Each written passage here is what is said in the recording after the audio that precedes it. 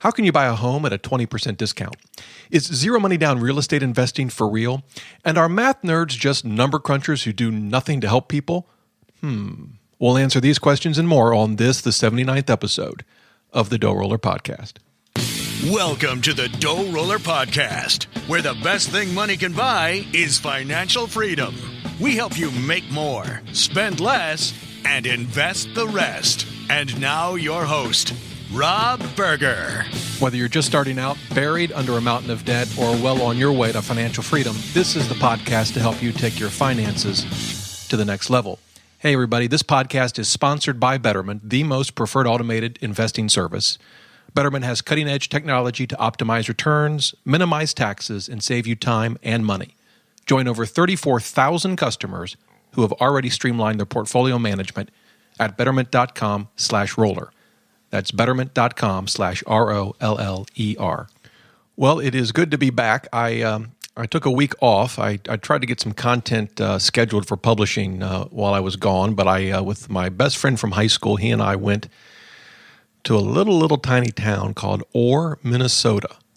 Wonder if anyone listening has ever heard of Orr, Minnesota. I think it's got a population of about 47, and it's on a beautiful lake not far from the Canadian border, a couple of hours north of Duluth, and that's right, I went fishing for a week. Now, if you listen to the podcast Rich Dad, Poor Dad, which was podcast 74, you know a little bit about my history with fishing.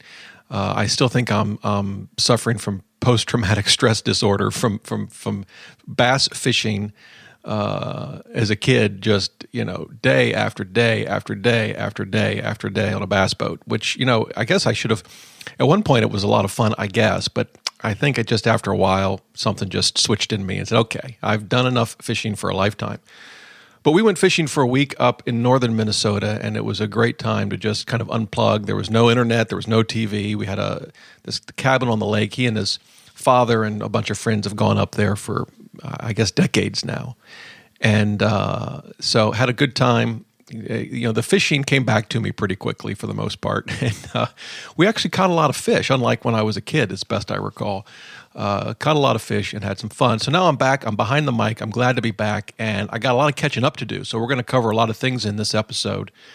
The main topic, as you might have guessed from the questions at the top of the show, it's going to be about how to buy a home from HUD. And that's whether you want to buy a home that you're going to live in or you want to buy a home that you're going to use as an investment. I've bought, I guess, 5 properties through HUD now as investments.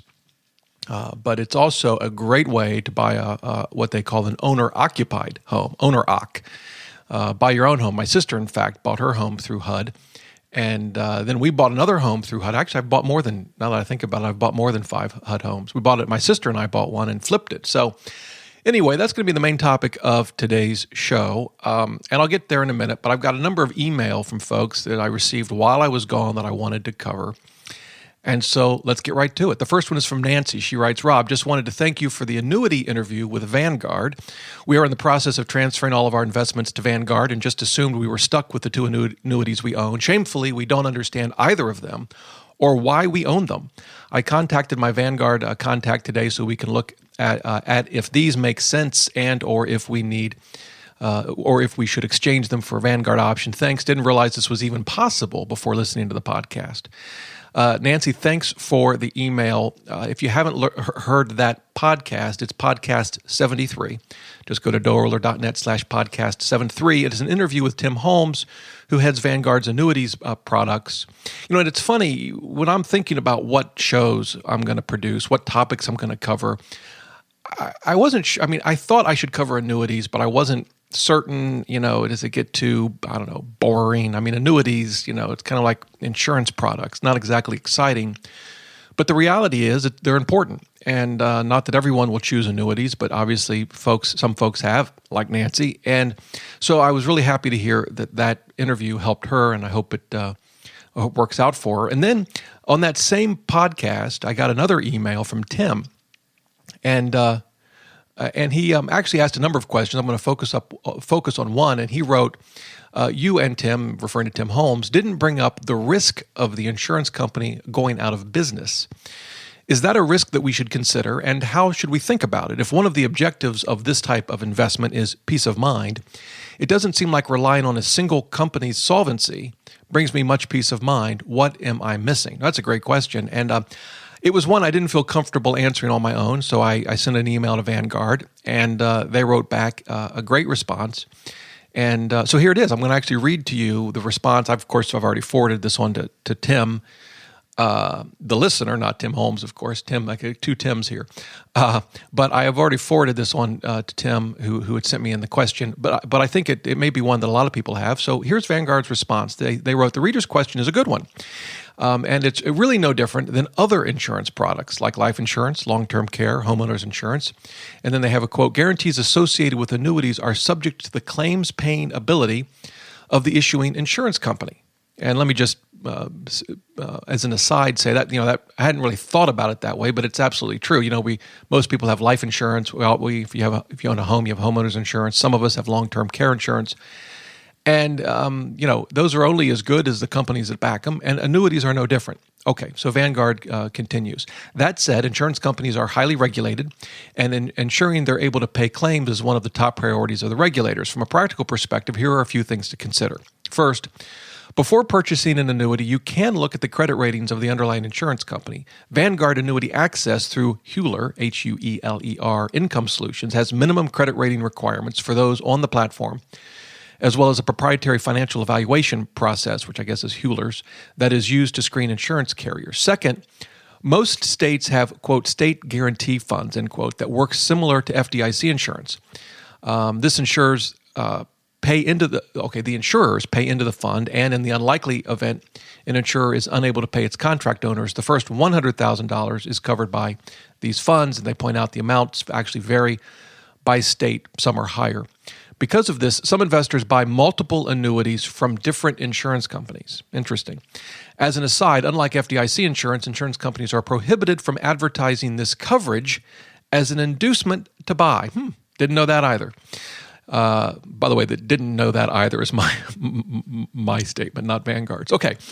Vanguard finishes off. They say, lastly, for variable annuities, the underlying investments are in segregated accounts. Example, in Vanguard funds for our product. So only the guarantee, if any, would be at risk if an insurer had financial issues. Okay, that's the end of their email. On that last point, if I understand it correctly, and I think I do, if you listen to the interview with Tim Holmes, there is a discussion about variable deferred annuities. And if you've already listened to the podcast, and this was something very new to me, these products are for saving for retirement. And then once you hit retirement, you can take all of the money you've saved in it, and if you want, convert it into sort of like an immediate income annuity. But until you do that, it's more like a 401k, where you're putting money in.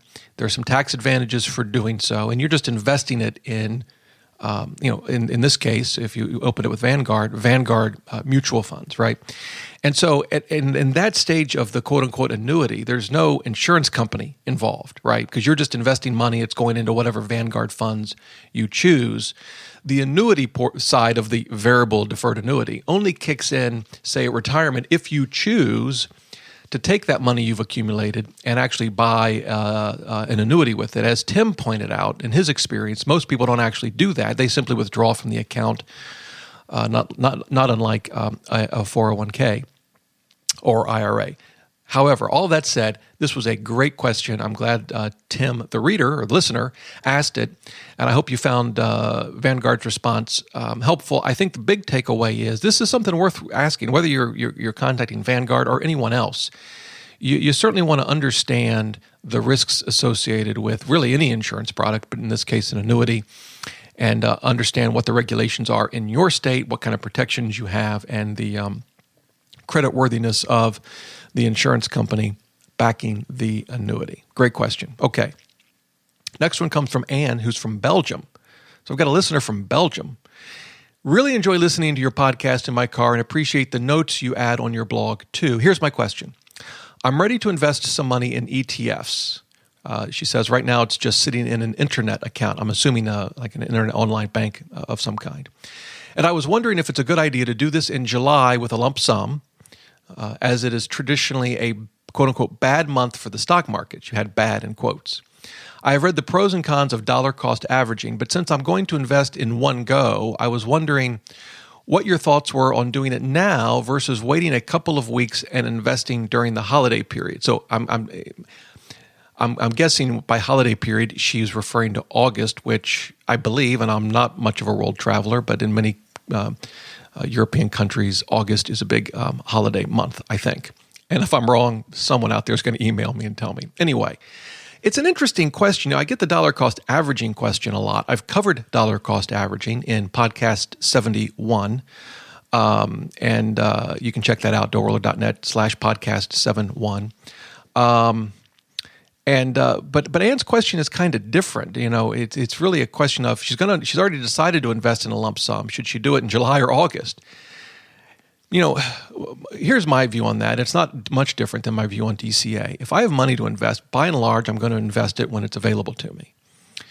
That's certainly true if I'm investing in index funds, which is the core of my portfolio, as I've mentioned before. Could I regret it? Sure. I could. In this case, Ann could invest in July. The stock market could tank and lose 20%. And she would have wished that she had invested in August. Of course, the reverse is true, too. She could hold off in July, and the stock market could go up by 20%.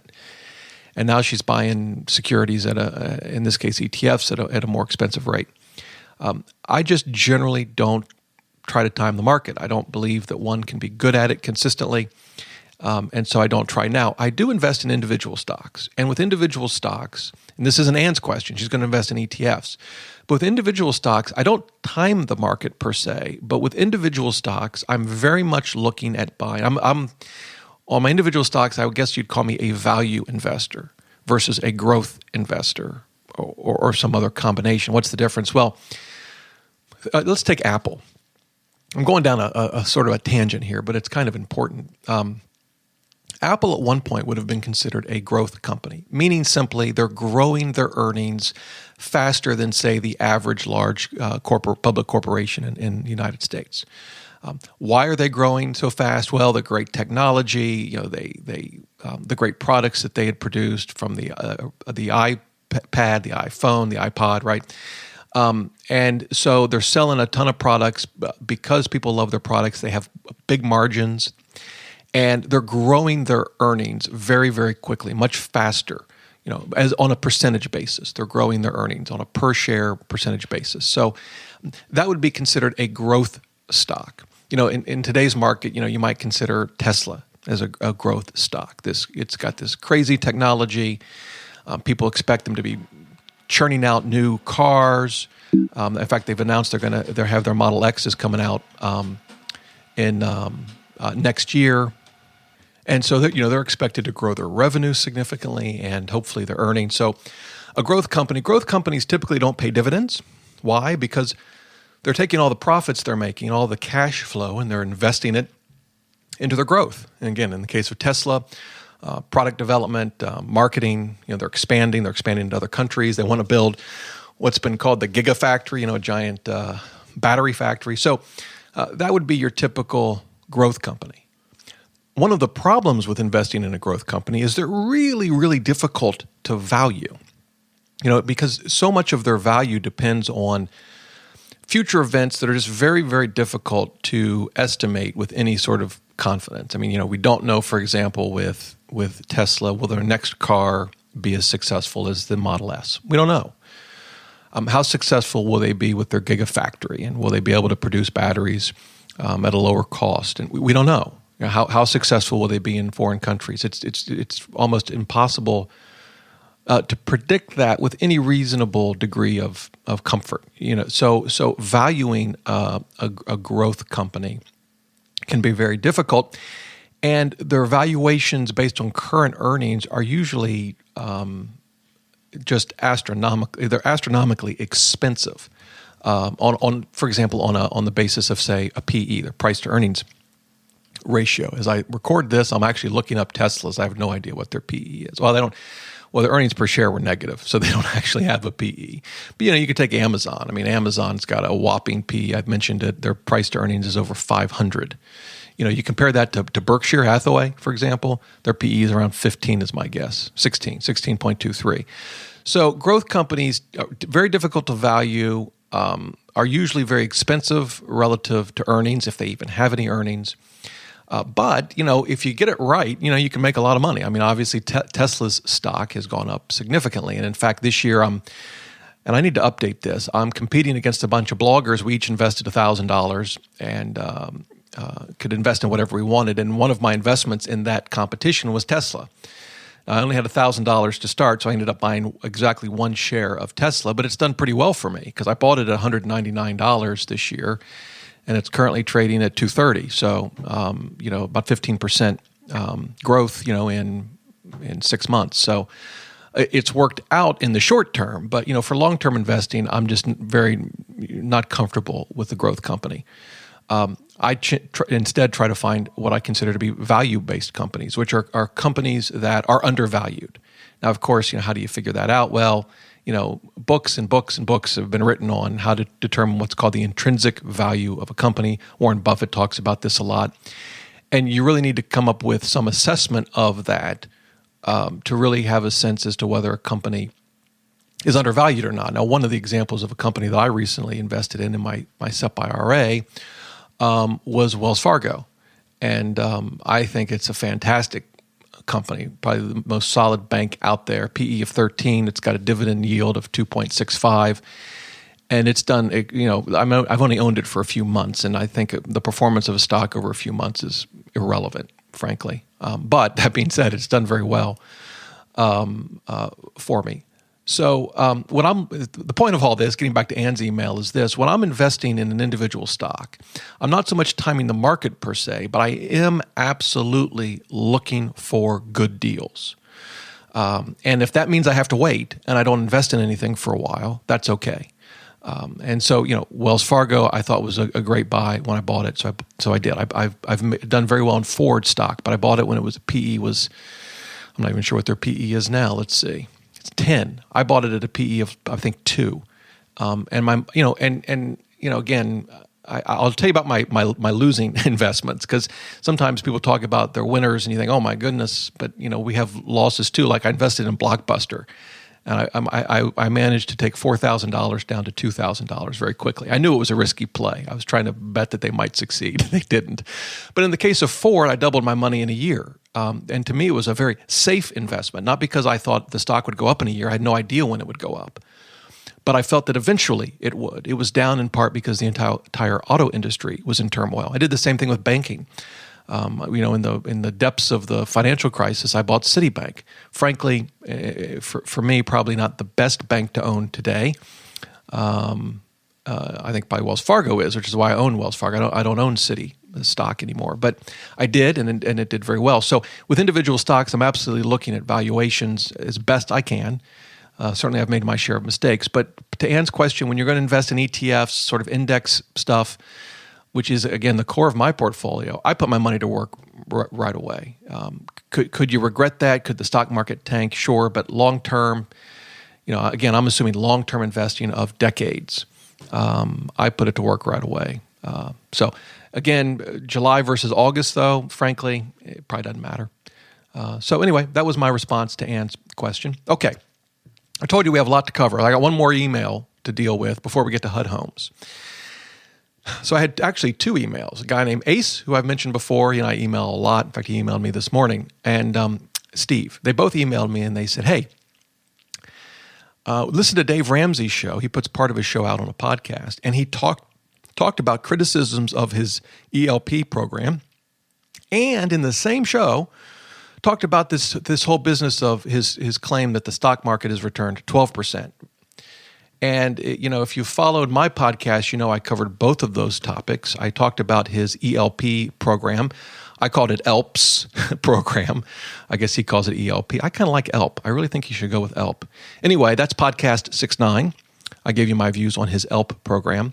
And then in podcast 75, I talked about his claim that the stock market has returned 12%. He covered both of those.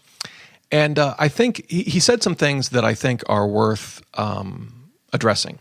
So I'll do that briefly. By the way, if you want to listen to that podcast, I think it was published June 17th is the podcast. It's his podcast, I think the way he does it, they're 30 minutes each, and they're just part of his radio show, but he doesn't put his entire radio show on the podcast, I think is how it works. Frankly, I had not listened to Dave Ramsey in a very, very, very long time, but I think that's how it works. So I'm going to just be completely transparent on this. I was very disappointed in what I heard, and it wasn't, I didn't expect Dave Ramsey to agree with my viewpoints because I'm fairly critical of his ELP program. And I think the 12% claim is just wrong. So, I didn't expect him to, for he and I to agree on this. But I was very disappointed. Well, let's walk through it and I'll tell you why. The first thing on his ELP, and by the way, my podcast, of course, did not trigger these comments by Dave Ramsey. I'm sure he has no idea who I am. The ELP comment was apparently triggered by some journalist for Money Magazine who wrote, and I haven't read the article, but he referred to it. I guess he or she wrote something critical of his ELP program. The first thing he did was attacked her or him and said they were nothing but English. Apparently the writer was an English major. And he just teed off on this person because they were an English major. Like, really, Dave? That's the best you got? Come on, man. I'm an English major. Maybe he would attack me for the same reason. I don't know. That just struck me as odd. I guess one response to that is, yeah, they're an English major, and even they can tell what the problems are with high commissioned brokers. But in any event, that was the first thing. But then he said this, and this is really what I think is important. He made the comment that mutual funds that charge a front load, which is what his ELP program will try to put you into. His commission brokers will sell you mutual funds where you have to pay an upfront fee to invest. It's usually 5.75%, what I've seen most frequently. And the first point he made was, yes, that's a fee, but you need to look at the overall fees. And I couldn't agree more. He's absolutely right about that. Actually, you could even take it a step further. What you really need to be concerned with are simply the after-fee returns, right? Although that can get a little dangerous because that can cause folks to invest in very expensive products in the hopes that they'll beat the S&P 500, and study after study tells us that the odds of you actually doing that are next to zero. But in any event, he's right. You want to look at the overall fees, and the funds that sell front-loaded fees, they also have annual expense ratios, right? But so do no-load fund fees, no-load funds. They have expense ratios, right? They don't charge an upfront fee like the loaded funds do. But the no-load funds do have expense ratios, annual fees. Even the Vanguard funds that I've talked about in the past, they have annual fees. But here's what Dave said. He said, those loaded funds, while they may charge a load, their expense ratios, their annual management fees, are less than no-load funds. And he said, over a long term, you'll actually do better. Yeah, you have to pay this upfront fee, but because the annual fees are lower, given enough time, you'll actually come out ahead with a loaded fund. Now, that would be great in my view, because I like the long-term approach to investing. That would be great if it were true, see? Then it would be great. But the problem is, not all no-load funds are more expensive than loaded funds. That's just not factually correct, in my opinion. Are there some no-load funds out there that are really, really expensive? And if you were choosing between a really, really expensive no-load fund and a loaded fund that you might buy through a commission broker, that over the long term you'd be better off buying the loaded fund? Yeah, you could find those examples. Of course, then the question would be, but why would you limit yourself to a load fund that's going to charge you a ton of fees and a no-load fund that's going to charge you a ton of fees? It's like Dumb and Dumber. I'm not sure why you'd limit yourself to those two options. The fact of the matter is there are great no-load fund mutual funds and ETFs out there that charge next to nothing. And I've talked about them. Vanguard is one of them. I pay 5 basis points. Remember, 100 basis points equals 1%. I pay 5 basis points for my total market index fund at Vanguard. I know of no loaded mutual fund that has an expense ratio of 5 basis points. If you know of one out there, I'd love to hear about it. And you say, well, why is that? Why don't you have some that are that inexpensive? Well, when you're buying a loaded mutual fund, as far as I've ever seen, you're buying actively managed mutual funds. In other words, you're not buying an index fund. You might say, well, why is that? Why don't some of these commissioned brokers charge you 5.75% upfront fee to invest in an index fund? You say, well, the answer is kind of simple. Why would anyone pay it? Just go to Vanguard or Fidelity or Schwab, or you keep naming them, T. Rowe Price. They all have cheap index funds that you can buy for free. So why would you pay someone 5.75% for the privilege of buying what you can buy for free? So what you tend to see for loaded mutual funds are actively managed funds. And oftentimes people end up in those funds because they either convince themselves or a good salesperson convinces them that they can beat the market. And that's, and they'll tell you the whole song and dance that the fees don't matter. What matters is your returns after fees. And over the last 5 years, we've beat the market. Over the last 10 years, we've beat the market. They probably won't say over the last 40 years they've beat the market. That's probably unlikely. More importantly, you have no idea if they're going to do the same thing over the next 40 years. So I was, I felt this was an important enough to raise this issue. If you want to look at a commission broker, whether it's part of Dave's ELP program or not, doesn't really matter. And you hear this statement that over the long term you'll do better, and they're going to compare it to expensive no-load funds. See, now you can say, well, wait a minute. I've heard that there's really inexpensive index funds. So how do they compare to that? And that's a question you should ask if you're considering a commission broker. Okay, that was the ELP part of his podcast. On the 12%, it was kind of interesting. First of all, if you've listened to my podcast on the 12%, which is, again, podcast 75, I surmised that the way Dave was arriving at 12% was taking a simple mathematical average. And he wasn't using what, as far as I know, everyone else in the free world uses, and that is compounded annual return or annualized return. Well, in his podcast, he acknowledged that's exactly what he's doing. He's taking just a mathematical average. And that if you took the compound annual growth rate, you'd get a different result. What he didn't say, and this kind of surprised me, was he didn't say why he's taking the bigger number. If you want to know how your investments are going to actually do, if you wanted to go back in time like the S&P 500 and say, well, if I invested $10,000 in 1926, what would I have today? You couldn't figure that out by multiplying each year by 12%. You'd get an astronomically higher number than what you would actually have. You need to use the compound annual rate, which is more like 10%. So I was a little disappointed he didn't say why he uses the number that he does. But he did. Apparently, this came up because someone on Twitter had asked him. Oh, again, it wasn't in response to anything I've said. It was someone on Twitter had raised this question. He gave that explanation. Yes, it is the average. Didn't explain why he uses average annual return. And then he just teed off on the guy.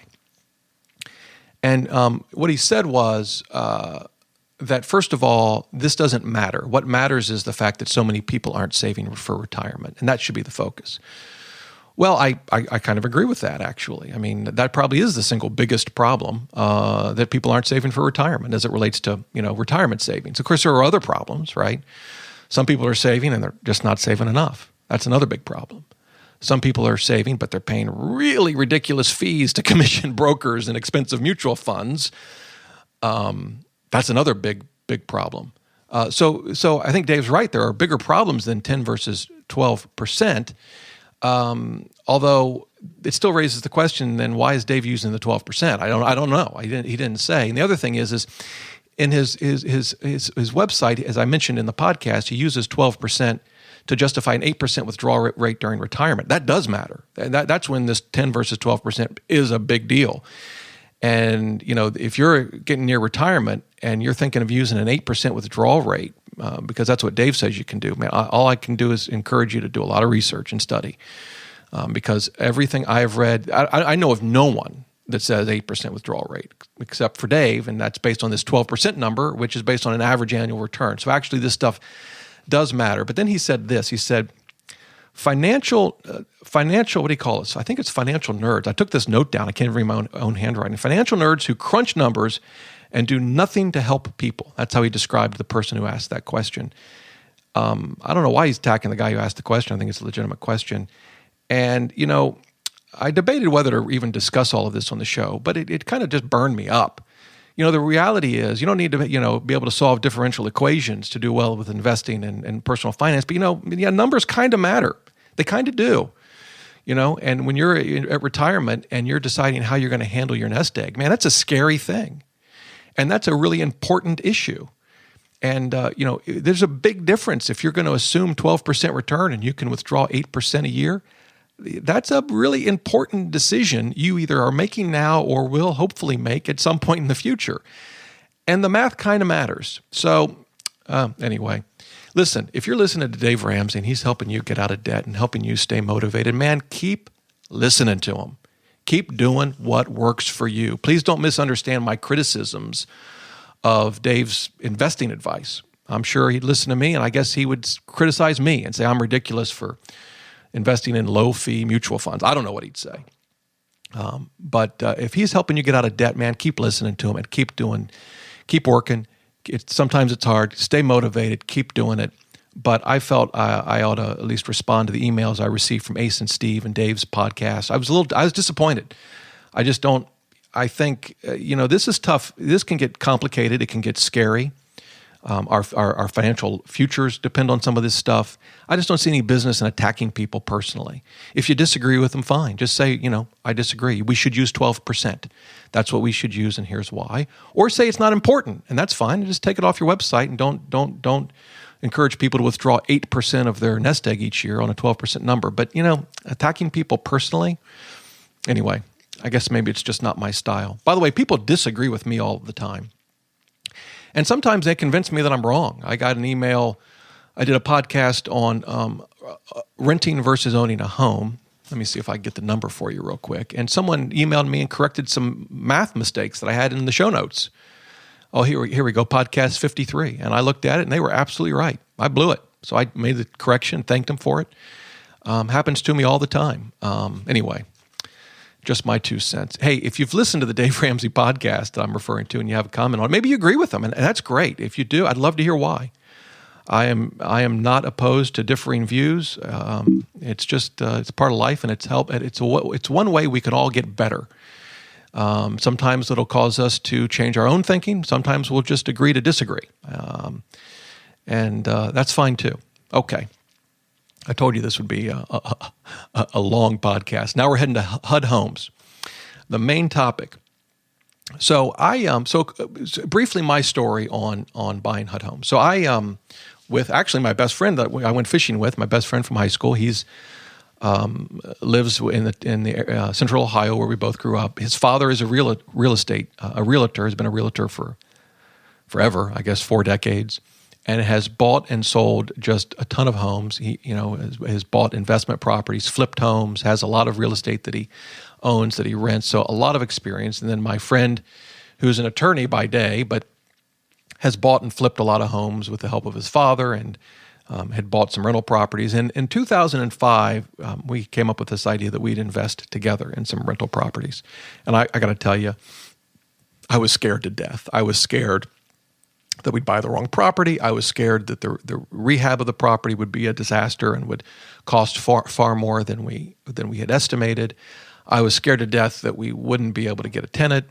I was scared to death that we would be able to get a tenant and they would trash the property. They wouldn't pay, and we'd have to take them to court. And I was just it's kind of funny as I look back on it. I was scared to death. And I remember being in his parents' home as we were discussing bidding on a couple of HUD homes. And he said, we're going to bid on, it's either 3 or 4 homes. I'm like, what?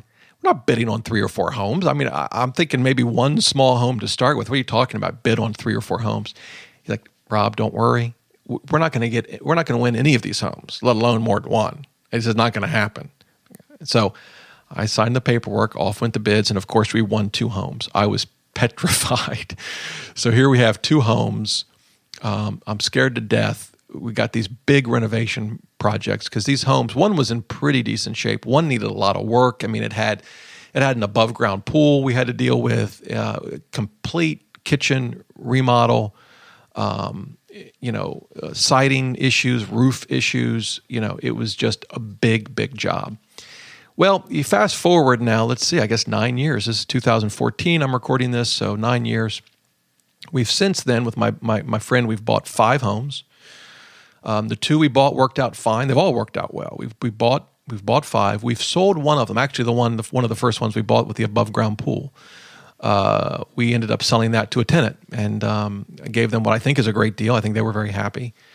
And so we have 4 left. And then I've also, as I mentioned at the top of the show, I bought a home last year with my sister and a HUD home, and we rehabbed it and sold it and made I think a fair profit.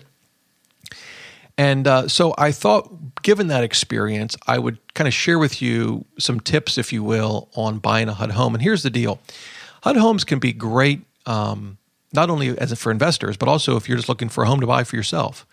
In fact, my sister, as I mentioned, bought her home, great home. It was a HUD home, got a great deal. I think it was a HUD home, now that I think about it. I'm pretty sure it was, but I may have that wrong. The one we flipped was definitely a HUD home. But in any event, you can buy a HUD home and live in it, and it can be a great way, particularly for first-time home buyers, to get a great deal. So HUD homes are offered. They're foreclosed homes. These were foreclosures, and the government's, of course, selling them to recoup some of the losses. And so let me run through sort of a number of tips if you're interested in looking at this possibility. The first thing I'm going to say is you need an experienced realtor. We're going to talk about bidding on HUD homes and how you find HUD homes, but you need to be a realtor to actually submit a bid for a HUD home. And here's the deal. Buying HUD homes is a little different than just, your typical shopping for a home. For example, you never pay the actual list price ever. And over time, my friend and I have learned exactly how much discount you can get for a HUD home. It varies from location to location, so I can't tell you that across the country you can always bid 87% and win the home. And it varies over time. But we went through multiple bids, many that we lost and some that we won. We zeroed in, and for us, it was right around an 87% of the asking price. Again, it varies over time and it varies by location. We're bidding in Central Ohio. But my point to that is, I'm going to come back to the bidding in a minute. But you need an experienced realtor who's bid on HUD homes a lot, preferably someone who's not only bought HUD homes for clients, but for themselves as well as an investor. That's going to be the person with the vast majority of a tremendous amount of experience with HUD homes, and I think you need to spend some time finding that kind of realtor to help you. Now, once you do that, how do you find them? Well, you can go to HUDHomestore.com, and I'll leave this link in the show notes. HUDHomestore.com, and you can basically search for existing HUD homes. It's very easy to use. Obviously, it's by location. You'll find, by the way, that in some very expensive areas of the country, you won't be able to find any HUD homes for sale. So, for example, I live in Northern Virginia, and if I put in our zip code, which I'm doing right now, and search for homes in our zip code, there are none. There are absolutely none. On the other hand, if I put in the zip code where I grew up, which is in Central Ohio, and I search for this town, there's 2 of them. If I search for another area of Central Ohio where my friend and I own a couple of homes, let me do that. Give me a second. If I can get this site to work. Here we go. There are 3 homes in this town. If I search for Columbus, obviously the largest city in Central Ohio, go Buckeyes. OH, anyone going to give me an IO? All right. There's about 10. Sometimes you'll search. I can remember searching in Columbus and seeing pages and pages and pages of HUD homes. This was a couple of years ago. Inventory has gotten a little thin right now as the real estate market has improved. But the point is, you can go to the HUDHomestore.com and you can search for property. I mean, that's the first thing to do because, depending on where you want to buy, there may just be nothing available. Or you might have a lot of options. And you can search by city, you can search by zip code, by number of bedrooms, bathrooms. You can have a price range in there, and so forth. So that's the first thing, and you can spend some time on there to see what's available. Now, when you do that, you're going to come across some things that may be a bit of a mystery to you. And one of them, a very important one, is called listing period. And you'll see 3 things there: extended, exclusive, or lottery. By and large, you can ignore lottery. Lottery deals with homes that are available to specific sort of groups that get special deals. I mean, you can do a search for listing period, HUD lottery. You can get the details. I'm not going to go into that because it generally doesn't apply to very many people. Most of the time, what you need to focus on are exclusive and extended. And here's how it works. When a property goes up for sale, a HUD property goes up for sale, it is first offered to only those individuals who will live in the home. Owner-occupied, owner-occ, if you will. Only owner-occupied buyers can bid on the home. In other words, investors need not apply. You cannot bid on a home as an investor, or if you want this as a second home, for example. Only people that are going to live in the home can bid on the home when it's first put up for sale. And there's some exceptions to this, but by and large, it stays up for sale for 30 days in this exclusive period. Only after no one's bought it, after that period, does it then go over to extended, and now it's available to investors as well. So again, if you're buying a home for yourself, then you've got this advantage, if you will, over investors. Not an insignificant advantage, because a lot of the foreclosures being bought today are being bought by investors. So that exclusive period is very important if you're buying a HUD home for yourself. But again, if you're investing like I do, you've got to wait until it becomes an extended listing period, which is frustrating because you see a lot of great homes obviously go during that exclusive period. Now, one tip on that for investors, one thing that we've noticed is that imagine you've got a home that's still in the exclusive period, someone who's going to live in the home bids on it, wins the bid, and for some reason the transaction falls through. They don't get financing, they back out, whatever. What we found is that when that home gets relisted, it's relisted in the extended listing period, even if the full 30 days during the exclusive period hadn't expired. And when you see a home like that come back on extended, when we were really looking to buy, and we're not buying as much now, those were oftentimes our best deals because they were usually homes that were in a little bit better condition. That's why an owner-occupied buyer was interested in it. And it fell through, and now it's available for everybody, even though the full 30 days hadn't run. So that's a tip for investors where you might find a good deal that way. Now, again, we found great deals in the extended period where the full 30 days had run, but that's just a tip, something to think about. Now, the next item, as I mentioned earlier, we've never paid full price. What we have found is that by and large, we can win a bid at 87% of list. Now, there are times when we've been able to win property at less than 87% of the list price, particularly if the property is in really rough condition. Let me talk about home condition for a second. I have it as a separate item in my outline, but they kind of go together. Home condition varies from you walk into a home and you think you've gone into the basement of Silence of the Lambs. I mean, I'm telling you, you go in there and you think, I'm not quite sure what happened in this home, but I know I don't want to be a part of it. I mean, the smell, it's just awful.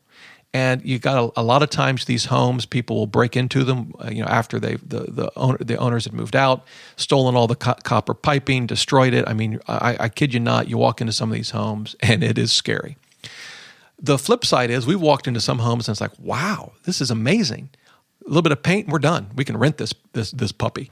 I mean, that's how we look at it.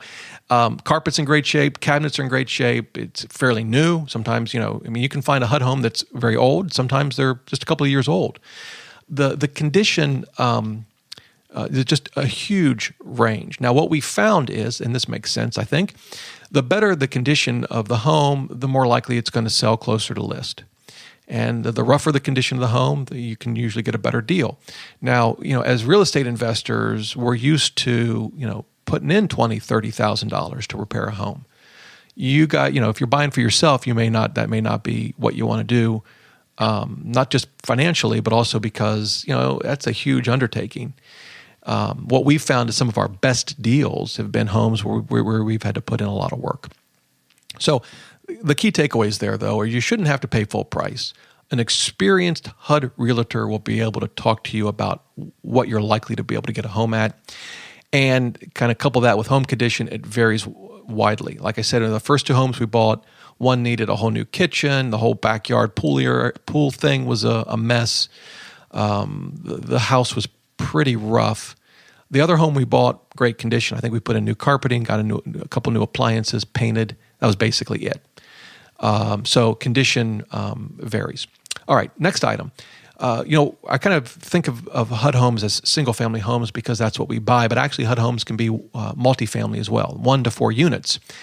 And from both, whether you want to occupy it or you want to rent it out, multifamily units can be a great way to go. I mean, a lot of people will buy a duplex, for example, live in one half and rent out the other half. In fact, I interviewed Brandon Turner, who is from BiggerPockets.com, a real estate investor. Great interview if you're interested in investing in real estate, and that was podcast 30. So DoughRoller.net/podcast 30. But his first real estate investment was a duplex, or a 2-unit home, I guess.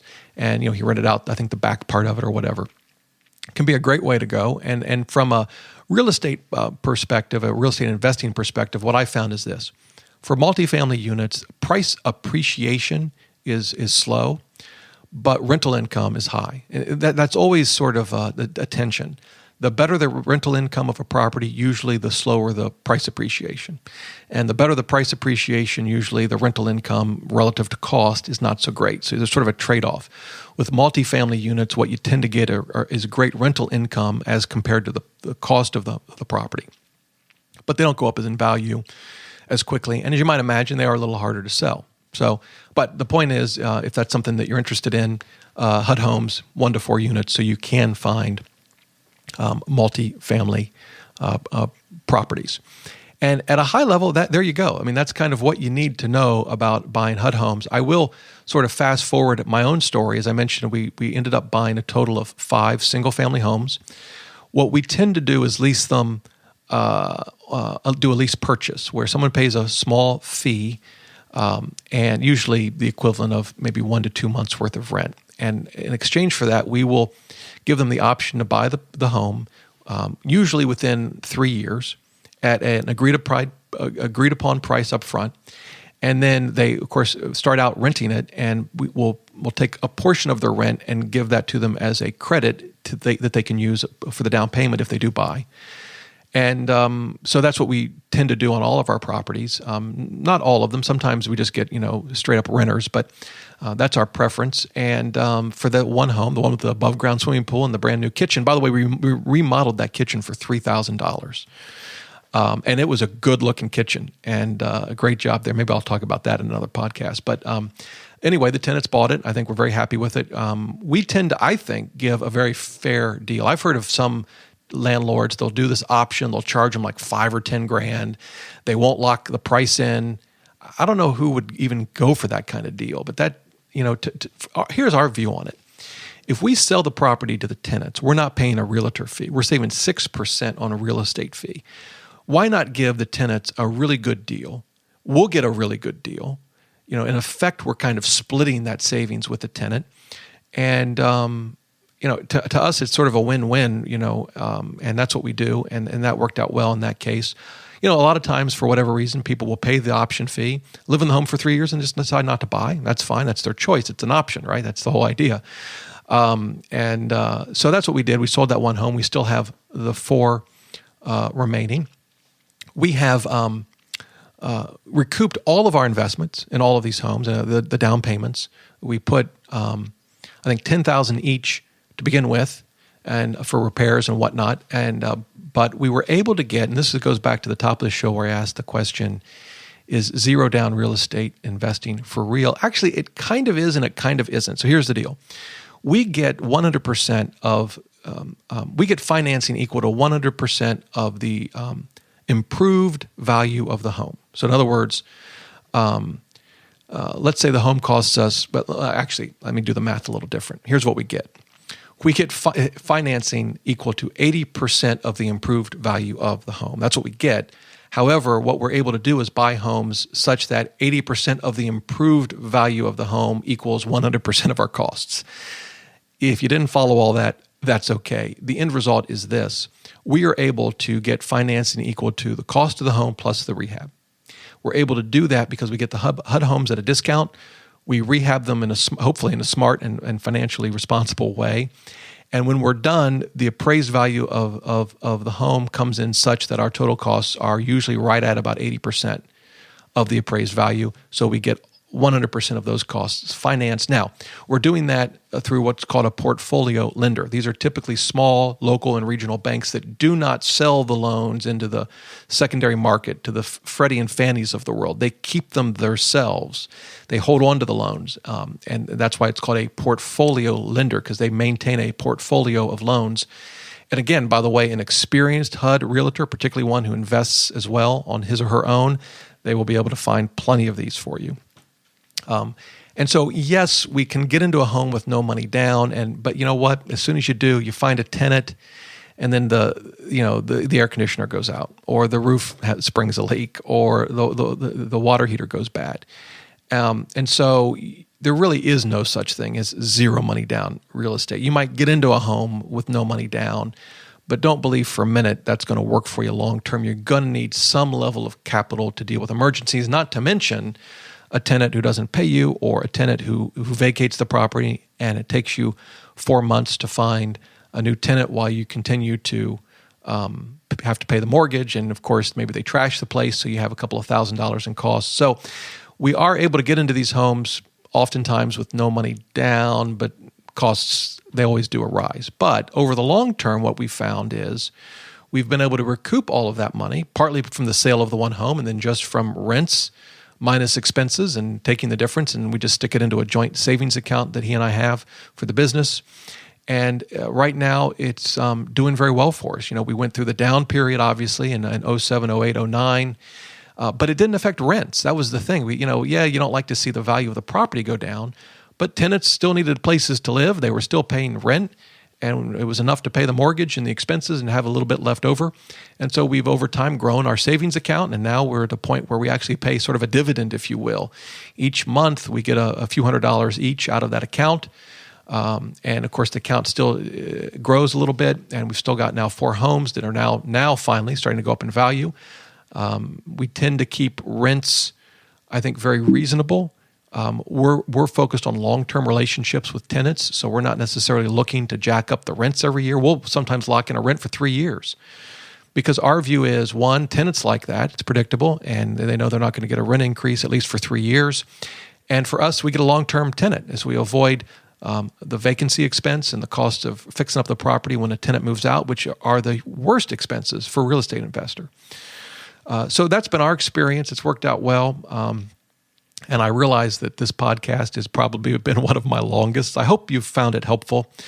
If HUD homes are something that you're considering, or perhaps having listened to this podcast you're considering, and you have any questions at all, you can email me, dr@DoughRoller.net. As I've said many times, I read every email and I respond to every email. Happy to give you any insight I can. I do think it's a great way to invest in real estate. I think it's a great way to perhaps buy your first home. It takes a little bit of work, but in the end, you can find a really good deal, again, depending in part on where you're located in the country in terms of inventory and all that sort of thing, but could be a very good option for you or perhaps someone you know who's looking to invest in real estate or buy a home for themselves. So again, shoot me an email if you have any questions, and that brings this show to a close. Hey, until next time, remember, the best thing money can buy is financial freedom.